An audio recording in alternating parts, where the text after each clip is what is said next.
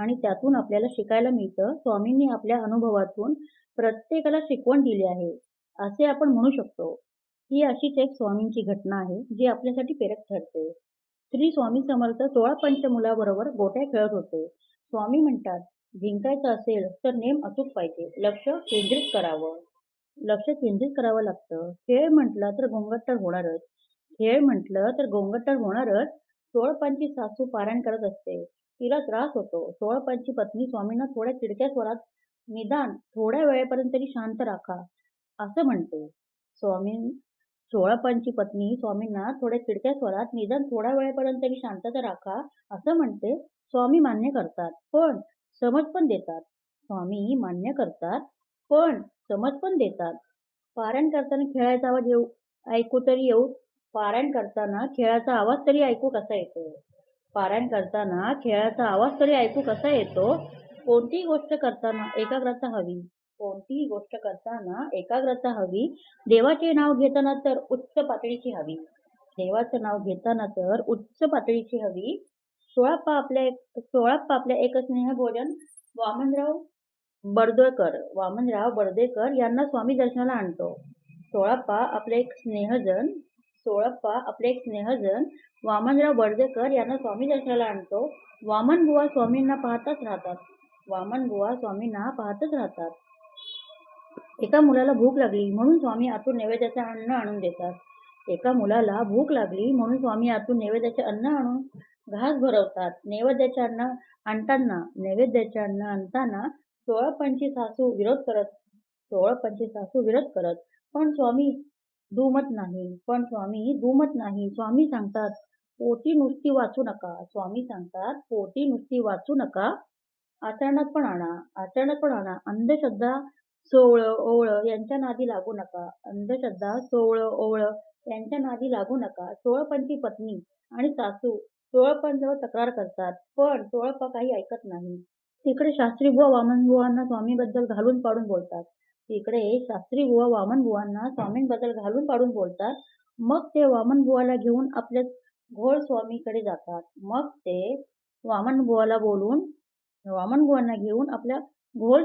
जातात. घोळ स्वामी मुठभर मातीला सोन्याच्या नाण्यात बदलून चमत्कार दाखवतात. वामनबुवा चमत्काराला दुमत नाहीत. उलट ते घोळ स्वामींना आपल्या गुरु स्वामी समर्थांबद्दल सांगतात.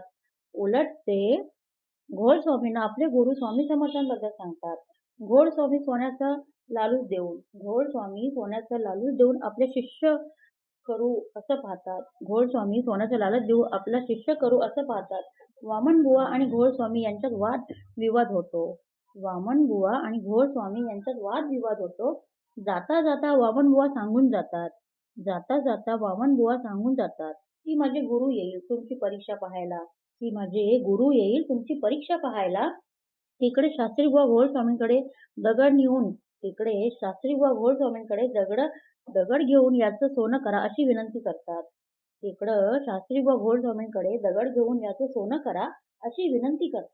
अर्ध सोनं आम्ही घेऊ अशा अटीवर घोळ स्वामी आपले प्रयत्न सुरू करतात. पण काय, काहीही केल्या त्यांना यश मिळत नाही. त्यांना वाटतं की वामनबुवांनी आपली विद्या हिरावली. म्हणून सूड घ्यायला घोळ स्वामी धर्मशाळेत जातात. घोलप एक मठ घोडा घेऊन वामनबुवावर टाकायला जातात. पण काय, त्यांना धोंडा टाकताच येत नाही. आणि उलट ते स्वतःच पडून त्याच धोंड्याखाली चिरडले जातात. धोंड्याच्या आवाजाने वामनबुवा जागे होतात. त्यांना लगेचच सर्व प्रकरण कळते. ते मनोमन स्वामींना आपले रक्षण केल्याबद्दल धन्यवाद देतात. काही वेळाने घोलप जागे होतात. त्यांना स्वामी समर्थांची प्रचिती येते. ते शरणगती पत्करून स्वामींना भेटतात. स्वामी बोध करतात, घोलप आपल्या सिद्धीचा उपयोग आपल्या प्रस्थ वाढायला करू नये. घोलप आपल्या सिद्धीचा वापर आपल्या प्रस्थ वाढायला करू नये. आपले सामर्थ्य आणि शक्तीचा उपयोग लोकांच्या कल्याणाकरता करावा. श्री स्वामी समर्थ कथा. श्री स्वामी समर्थ हे दत्तावतार मानले जातात आणि त्यांच्या जीवनातील चमत्कार व भक्तांसाठी केलेली कृपा हे खूप प्रसिद्ध आहे. ते 19व्या शतकातील महाराष्ट्रातील अक्कलकोट येथे वास्तव्यात होते. त्यांना अक्कलकोट स्वामी समर्थ म्हणून ओळखले जाते. श्री स्वामी समर्थांची कथा. श्री स्वामी समर्थ हे प्रथम महाराष्ट्रातील पंढरपूर जवळील माणिकनगर येथे प्रगट झाले. तेथून त्यांनी विविध तीर्थक्षेत्राचा प्रवास केला. काशी, बद्रीनाथ, नेपाळ, रामेश्वर आदी. त्यांच्या चालण्याची शैली, बोलणे, वर्तन सर्वसामान्यांपेक्षा वेगळे होते. ते अघोरी पण अत्यंत करुणामयी होते. एकदा त्यांनी अक्कलकोट येथे आगमन केले. तेथे त्यांनी अनेक वर्ष वास्तव्य केले आणि हजारो लोकांच्या जीवनात बदल घडवून आणला. भक्तांच्या प्रश्नाचं उत्तर देणे, रोगाचे निवारण करणे आणि मोक्षदायक वचने देणे ही त्यांची विशेषता होती. काही प्रसिद्ध चमत्कार. स्वामींचे काही प्रसिद्ध चमत्कार. भक्तांचे रक्षण. एक भक्त जंगलात अडकला होता. त्यावेळी सिंह त्याच्यावर झडप घालणार होता. त्या भक्ताने स्वामी समर्थ अशी हाक मारली. अचानक सिंह मागे फिरला आणि भक्ताचे प्राण वाचले. अन्न वाढवणे. एका वेळेस एका भक्ताकडे खूप कमी अन्न होते, पण खूप लोक आले होते. भक्त गोंधळला, पण स्वामींनी त्याला धीर दिला. आश्चर्य म्हणजे ते अन्न सर्वांना पुरले सुद्धा. श्री स्वामी समर्थ म्हणत, भिवू नको, मी तुझ्या पाठीशी आहे. श्री स्वामी समर्थ महाराज म्हणजे कोण? तर श्री स्वामी समर्थ महाराज हे 19व्या शतकातील महाराष्ट्रातील अक्कलकोट येथे वास्तव्य केलेले एक महान परमहंस, संन्यासी आणि भगवान दत्तात्रयांचे तिसरे पूर्ण अवतार मानले जातात. त्यांचा जन्म, मूळ स्थान किंवा आई वडील यांचा कोणताही ऐतिहासिक पुरावा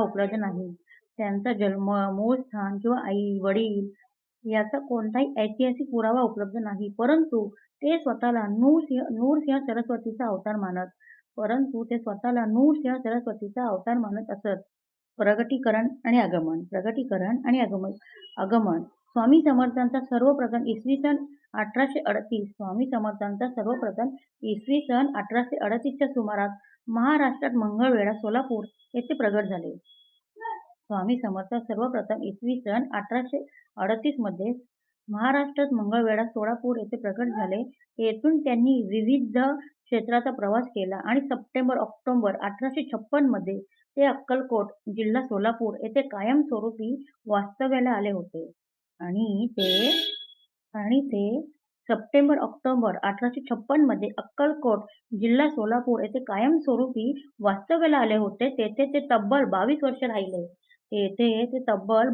राहिले आणि त्यांनी अनेक अद्भुत लीला व चमत्कार केले. दत्त परंपरेतील स्थान. दत्त संप्रदायात स्वामी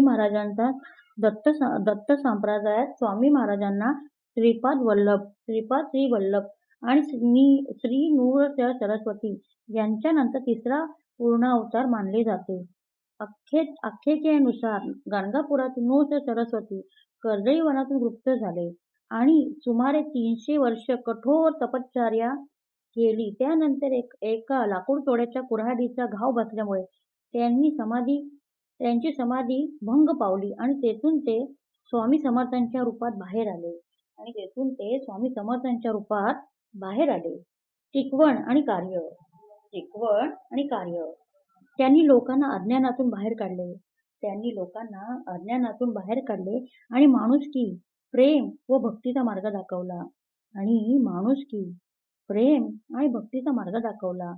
त्यांची राहणी अतिशय साधी होती. त्यांच्या दरबारात राजापूर त्यांच्या दरबारात राजापासून ते सामान्य भक्तापर्यंत सर्व लोक जात असत. त्यांच्या दरबारात राजापासून ते सामान्यांपर्यंत सर्व भक्त जात असत. त्यांनी अनेक भक्तांचे आजारपण, संकटे दूर केली. त्यांनी अनेक भक्तांचे आजारपण, संकट दूर केली आणि त्यांना आध्यात्मिक अनुभूती दिली. महासमाधी महासमाधी 22 वर्ष अक्कलकोटमध्ये अथांग कार्य केल्यानंतर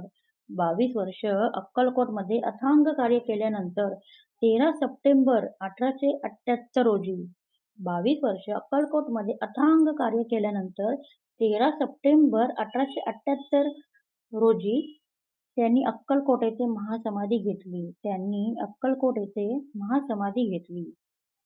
उन्मत्ती आणि अवतार रहस्य श्री गुरुचरित्रानुसार श्रीपाद नरसिंह सरस्वती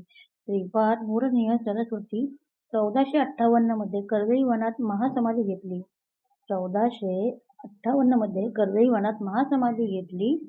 तब्बल 300 वर्षानंतर एका लाकूड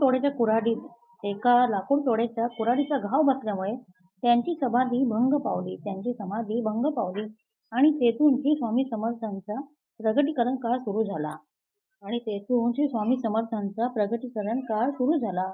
भक्तांचे रक्षण आणि चमत्कार अक्कलकोटमध्ये वास्तव्यात असताना स्वामींनी अनेक लीला व चमत्कार केले. एकदा एक भक्त घनदाट जंगलात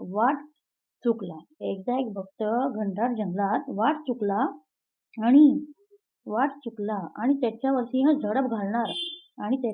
झडप घालणार होता. तो त्या संकटात त्याने स्वामी समर्थ अशी अर्थ हाक मारली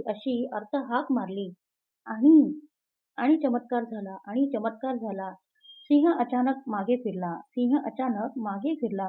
भक्ताचे प्राण वाचले. तसेच दुष्काळात गरिबांच्या घरी अन्नाचा साठा वाढवणे, आजारांचे निवारण करणे अशा अनेक घटनांचा यात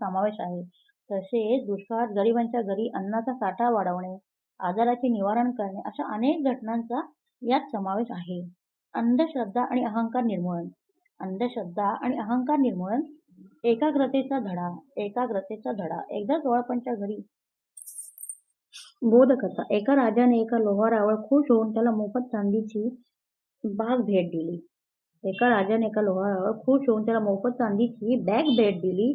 लोहाराला त्या लाकडाचे महत्त्व न समजल्यामुळे त्याने सर्व झाडे तोडून कोळसा करून विकली. एका राजाने एका लोहारावर खुश होऊन त्याला मोफत चंदनाची बाग भेट दिली. लोहाराला त्या लाकडाचे महत्त्व न समजल्यामुळे त्यांनी सर्व झाडे तोडून कोळसा करून विकला. शेवटी एकच लाकूड उरल्यावर त्याला त्याचे मूल्य समजले. हा दृष्टांत देऊन स्वामींनी मानवी जीवनाचे मूल्य व वेळेचे महत्त्व न समजल्यास होणारे नुकसान समजावले आहे. श्री स्वामीचरित्र सारामृत. स्वामी समर्थांच्या लीला, शिकवण आणि भक्तीचा महिमा श्री स्वामीचरित्र सारामृत या ग्रंथात विस्तारपूर्वक दिला आहे. या ग्रंथाचे पारायण 3, 7, 11 किंवा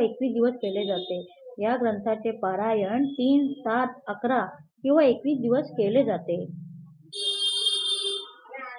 श्री स्वामी समर्थ. भिवू नकोस, मी तुझ्या पाठीशी आहे. हे वाक्य वाचलं आणि ऐकलं तरी स्वामी समर्थांची मूर्ती डोळ्यासमोर उभी राहते. श्री दत्तगुरूंचा अवतार मानण्यात येणाऱ्या स्वामी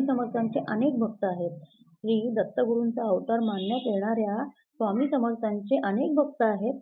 कर्म करत राहायचे आणि त्याचे फळ कधी ना कधी तरी मिळते. हे मानत स्वामींची भक्ती करण्यात लीन होणारे भक्त नेहमी संकटातून तारतात.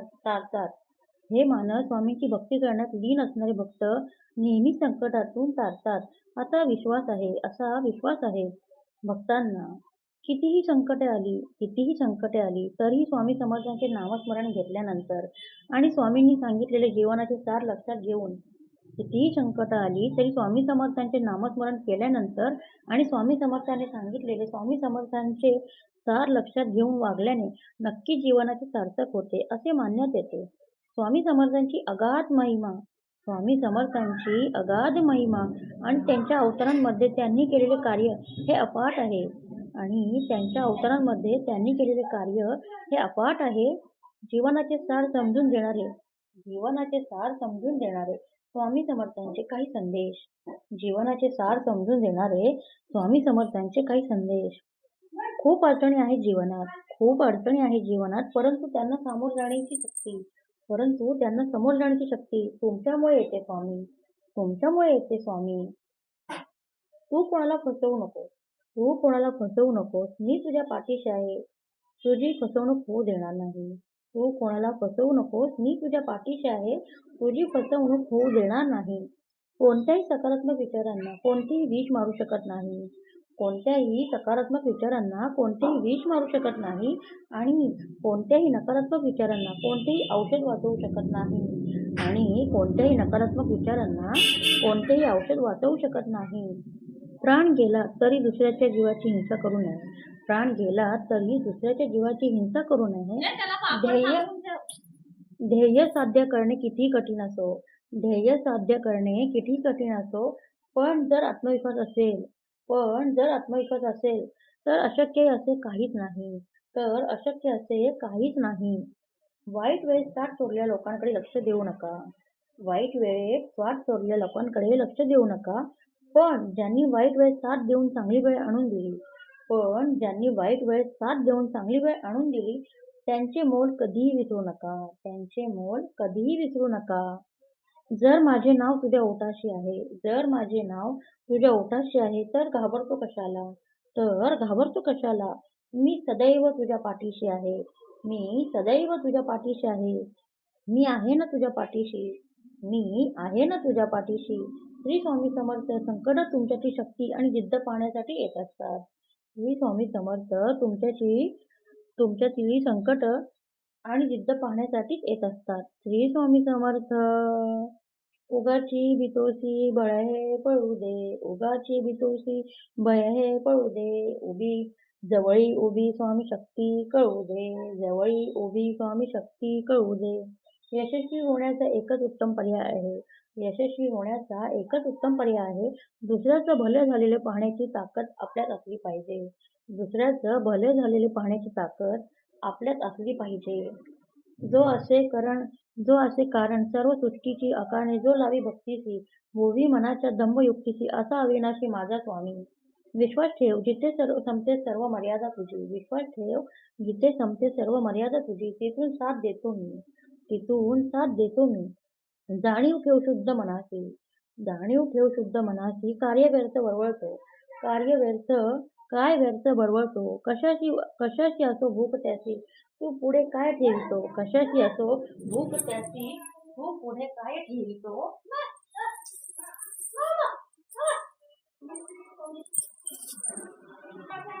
तुझ्या अंतःकरणात आहे मी, तुला हारू देणार नाही. या कलयुगात तुला एकटे होऊ देणार नाही. जी झुंज तू खेळतो आहेस मनाशी, त्यात तुला मार्ग दाखवत असणार आहे मी. भिवू नको, तुझ्या पाठीशी आहे मी. अडचणी आयुष्यात नव्हे तर मनात असतात. ज्या दिवशी मनावर विजय मिळवाल, त्या दिवशी आपोआप मार्ग निघेल. खूप अडचणी आहेत जीवनात, परंतु त्यांना सामोरे जाण्याची शक्ती फक्त तुमच्यामुळे येते स्वामी.